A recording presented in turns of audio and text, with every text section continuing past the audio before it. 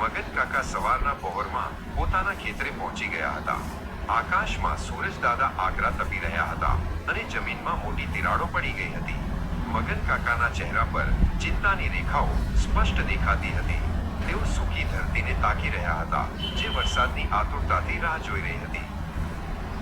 થોડી વારમાં તેમની દીકરી આશા માટીના માટલામાં ઠંડુ પાણી લઈને આવી.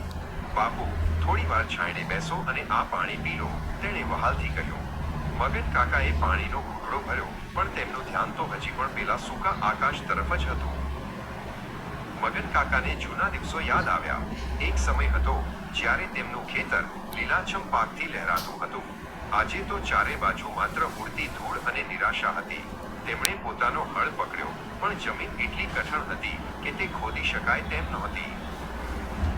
તેમનો બળદ વસંતો પણ ગરમીથી પરેશાન હતો.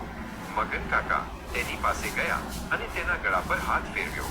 ધીરજ રાખજે દોસ્ત, મેઘરાજા જરૂર આવશે, તેમણે ધીમા સાદે કહ્યું. પશુ અને માણસ વચ્ચેનો આ અદભુત સંબંધ મૌન ભાષામાં વાત કરી રહ્યો હતો. અચાનક બપોર પછી આકાશમાં પલટો આવ્યો. કાળા ડિબાંગ વાદળો ઘેરાવા લાગ્યા. મગન કાકાની આંખોમાં ચમક આવી ગઈ. તેમણે હાથ જોડીને આકાશ સામે જોયું. પવનના સુસવાટા સાથે વરસાદના ફોરા પડવાનું શરૂ થયું. પણ આ શું? વરસાદ તો મુશળધાર પડવા લાગ્યો. ધીમે ધીમે ખેતરમાં પાણી ભરાવા લાગ્યા. આશા ઝૂંપડીના ઉંબરે ઊભી રહીને આ ભયાનક દ્રશ્ય જોઈ રહી હતી.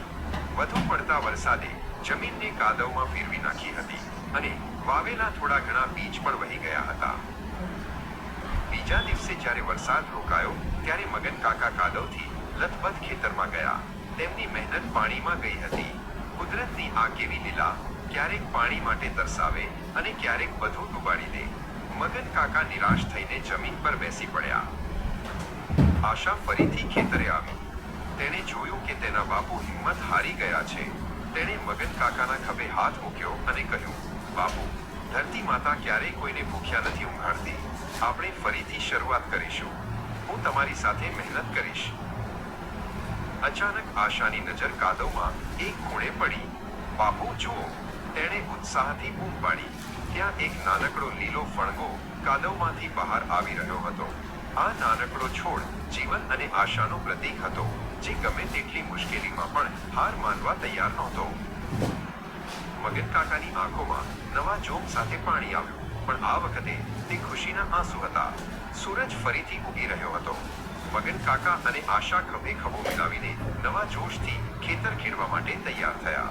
ખેડૂતની વેદના હવે આશામાં બદલાઈ ગઈ હતી.